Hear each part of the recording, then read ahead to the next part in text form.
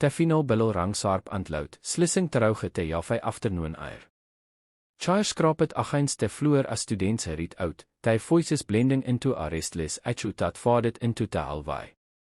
Within seconds, the onse crowded classroom was nearly empty, liafing behint onlei te softem of teiling fans aan te warm gloof of sinnige filtering terauge tel windows. Miss Ira remained at her desk, calm and composite on the outside, terwijl haar mind was still processing the chaos of the day. Het had only been a week since sy unit te school, uit het veld much longer. Sy had already sien en nou toe understand dat disciplinere was more of a suggestion dan a rule. Students talked back, ignorate instructions, and carried an unspoken arrogance that made teaching feel like stepping into a battlefield. Still, sy wasn't a kind toegeveep easily. Sy gattered te stuttered papers from her desk, aligning ter uitgeskare vallei, her movement slow and deliberate. A red pen rested between her fingers as sy market te last as a gement, her neat handwriting standing in contrast to the recent, careless work of her students. A fine creasie format on her forehead, but her expression remained steady. Outside, the hallway noise faded further until it was replaced by a distant silence. The kind of silence that felt different. En natural. Sy paused for just a moment sensing te sift. Then, click. The classroom door closed. Not slammed. Not besetzt by accident. It was deliberate. Miss Ira's ears lifted from the paper. 3 boys stood near the door. They hadn't left with the others. Sy recognized him instantly. They had been the center of disruption terughoud te week, whispering, passing notice, laching in der tyrbriate, always watching herlike ty weer waiting for so meeting. Te one in the middle stepped forward slightly, his posture related bit his ears sharp with a mockery. Class is over, ma'am, he said, dragging out the last word with a tone that carried no respect. Bit were no doene uit. The air in the room sifted, groving ja vier. Miss Ira plated her pen dovengently, not breaking eye contact. Sy streicht in het her posture, her charm presence filling the space between them. If ou have so meting to say, sy replied evenly, ou can say it respectfully. Her voice wasn't loud, but it carried authority. The boys het glances before bursting into laughter. One of them kicked a nearby chair, sending it screeching across the floor before it toppled onto its side. The sharp noise echoed in the empty classroom, bouncing off the walls. Another boy moved slightly, positioning himself closer to the door, blocking the exit without making it obvious. The third leaned against a desk, arms crossed, watching her like thuis was entertainment. Our realiteit is our class the leader side, stepping closer. Teachers komen aan het gooiere. Some don't even last a month.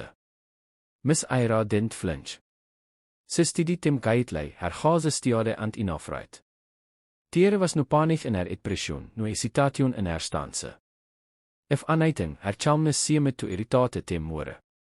This is still a school, sy said. And our still students.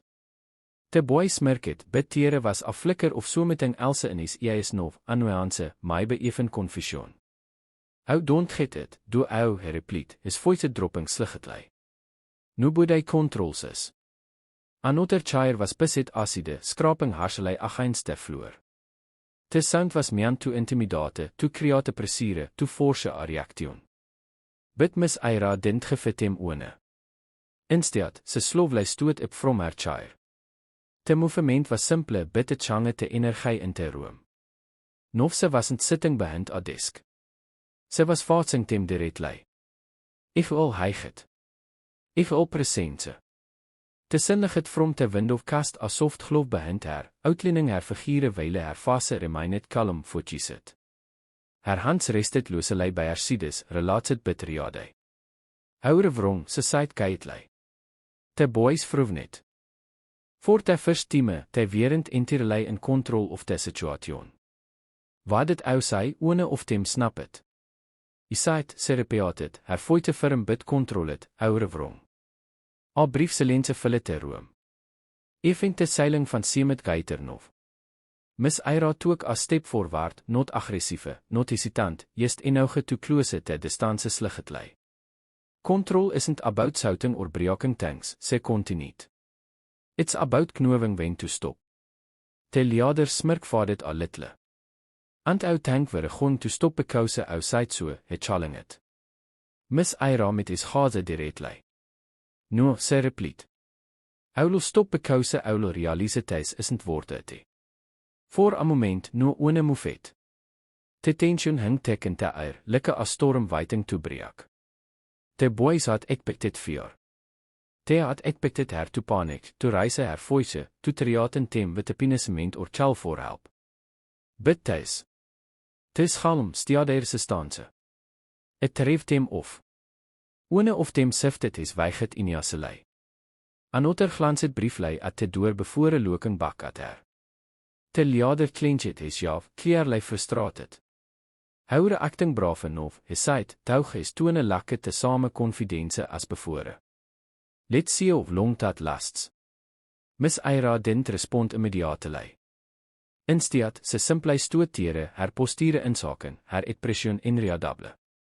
The sinnlich het continued to vader as clouds move across the sky, dimming te room slightly. Sadov stretched longer across the floor, creeping toward them.